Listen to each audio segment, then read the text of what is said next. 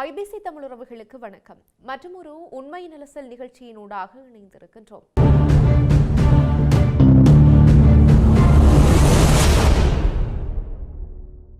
யாழ்ப்பாணம் அல்லைப்பட்டியில் இடம்பெற்ற காவல்துறை துப்பாக்கி சூட்டில் 17 வயது என கூறப்படுகின்ற அல்பினோ அருள் பயாஸ் உயிரிழந்த சம்பவம் வடக்கையே உலுக்கியிருக்கின்றது. ஒரு இளம் உயிர் இழக்கப்பட்டிருக்கிறது என்ற துயரத்தை தாண்டி இந்த சம்பவம் போலீசாரினுடைய பொறுப்புணர்வு, தகவல் வெளிப்படைத்தன்மை, மனித உரிமை பாதுகாப்பு குறித்த தீவிரமான கேள்விகளையும் எழுப்புகிறது. குறிப்பாக உயிரிழந்தவரினுடைய வயது குறித்த முரண்பாடு, காவல்துறை 19 வயது என கூறுவது, குடும்பம் பிறப்புச் சான்றிதழின் அடிப்படையில் அவருக்கு 17 வயது என வலியுறுத்துவது இந்த விவகாரத்தில் போலீசார் மீது சந்தேகங்களை எழுப்புகின்றது.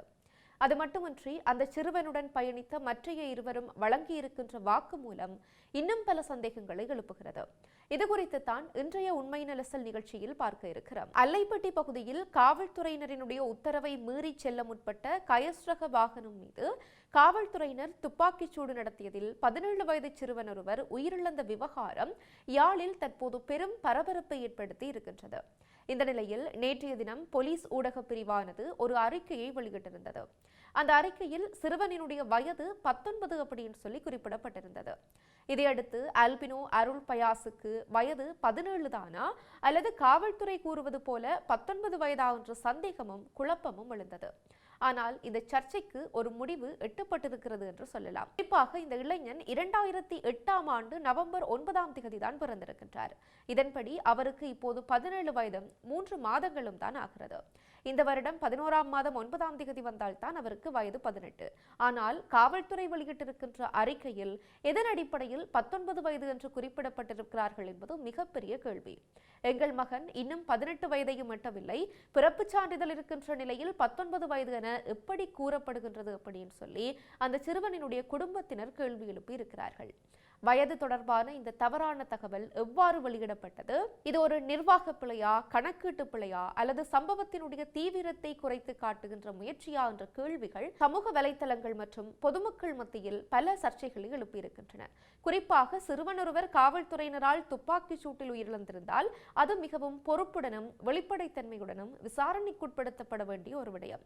வயது போன்ற அடிப்படை தகவலிலேயே முரண்பாடு இருப்பது விசாரணையினுடைய மற்ற கூறுகள் பற்றியும் மக்கள் சந்தேகப்படுவதற்கு வழிவகுக்கின்ற காரணமாக இருக்கின்றது. உயிரிழந்தவரினுடைய சரியான வயது உறுதி செய்யப்படுவது விசாரணையினுடைய முக்கிய அம்சம். குறிப்பாக சிறுவர் ஒருவர் சம்பந்தப்பட்டிருந்தால் சட்ட ரீதியாகவும் மனித உரிமை அடிப்படையிலும் விவகாரம் வேறுபட்ட பரிணாமத்தை எடுக்கும். இதற்கிடையில் சம்பவம் தொடர்பாக சுயாதீன மற்றும் பாரபட்சமற்ற விசாரணை நடத்தப்பட வேண்டும் என்ற கோரிக்கையும் வலுப்பெற்று வருகின்றது. இந்த நிலையில் சம்பவத்தினுடைய முழு உண்மையும் வெளிச்சத்துக்கு கொண்டு வரப்பட்டு பொறுப்பு கூறல் உறுதி செய்யப்பட வேண்டும். காவல்துறையினர் வயது விவகாரத்தில் மேலதிக விளக்கம் அளிப்பார்களா, பிறப்புச் சான்றிதழ் உள்ளிட்ட ஆவணங்கள் அதிகாரப்பூர்வமாக பரிசீலிக்கப்படுமா என்ற கேள்விகளுக்கு இன்னும் தெளிவான பதில் கிடைக்கவில்லை. இவ்வாறு இருக்க போலீசாரினுடைய கட்டளையை மீறி சென்று அந்த வாகனத்தில் சிறுவனோடு பயணித்த மேலும் இருவரையும் 25,000 ரூபாய் மற்றும் தலா 2 ஆள் பிணையிலும் செல்வதற்கு ஊர்காவற்றுறை நீதவான் நீதிமன்றம் அனுமதி அளித்திருக்கிறது. கைது செய்யப்பட்ட இருவரையும் விசாரணைகளின் பின்னர் செவ்வாய்க்கிழமை ஊர்காவற்றுறை நீதவான் நீதிமன்றத்தில் முற்படுத்திய வேளை அவர்களை எதிர்வருகின்ற 24ஆம் தேதி வரை விளக்கமறியலில் வைக்குமாறும் அந்த நீதிமன்றம் உத்தரவிட்டிருந்தது. இந்த நிலையில் குறித்த இருவர் சார்பிலும் முன்னிலையான சட்டத்தரணி நேற்றைய தினம் புதன்கிழமை நகர்த்தல் பத்திரம் ஊடாக அந்த வழக்கினை மன்றில் மீண்டும் விசாரணைக்கு எடுத்து பிணை விண்ணப்பம் செய்ததனை அடுத்து இருவருக்கும் நீதிமன்றம் நேற்றைய தினம் பிணை வழங்கியிருக்கிறது.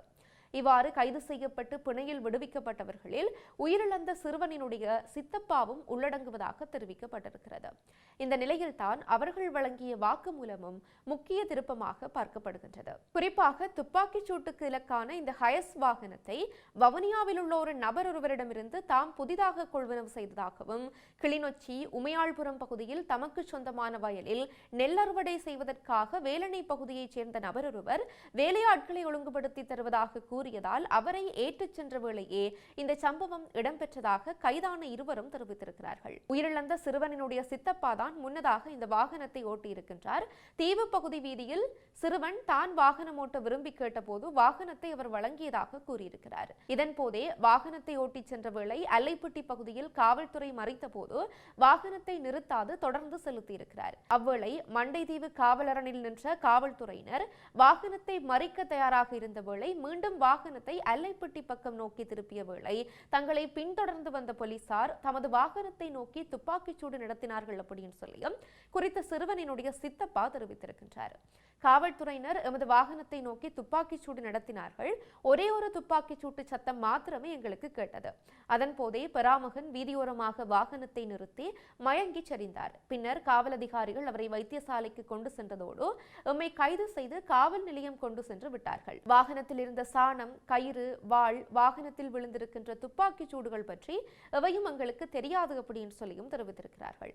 ஆனால் பல தடவைகள் எச்சரிக்கை துப்பாக்கிச் சூடு நடத்தப்பட்டது என்றும் அதையும் மீறி குறித்த வாகனம் பயணித்தமையினாலேயே வாகனத்தை நோக்கி துப்பாக்கிச் சூடு நடத்தப்பட்டதாகவும் போலீசார் தெரிவித்திருந்தமை இந்த விடயத்தில் புதிய முரண்பாட்டை ஏற்படுத்தி இருக்கின்றது. அதுபோக வாகனத்தில் காணப்பட்ட சாணம் தொடர்பாகவும் ஒரு சர்ச்சை கருத்து வெளியாகி இருக்கிறது. குறிப்பாக நேற்றைய தினம் சம்பவம் நடந்த இடத்திற்கு சென்ற பாராளுமன்ற உறுப்பினரான கஜேந்திரகுமார் பொன்னம்பலம் தெரிவித்த கருத்துக்கள் கவனிக்கப்பட வேண்டியவையாக இருக்கின்றன. குறிப்பாக வாகனத்திற்குள்ளே சாணம் இருந்ததாக கூறப்படுகின்றது. மாடு உள்ளே இருந்தால் சாணம் அங்காங்கே தென்பட்டிருக்கும். ஆனால் விபத்திற்கு பிற்பாடுதான் அந்த சாணம் போடப்பட்டிருப்பதாக சந்தேகம் எழுகின்றது. பேன் நின்ற இடத்தில் இருந்து 50 அடி தூரத்தில் சாணம் கொண்டு வந்த பை காணப்படுகின்றது. மனித உரிமை ஆணைக்குழு அதிகாரிகளுக்கு இந்த பையை காட்டிய பின்னர் குறித்த இடத்திலிருந்து அது வீசப்பட்டிருக்கிறது அப்படின்னு சொல்லிய விடயத்தை அவர் தெரிவித்திருந்தார்.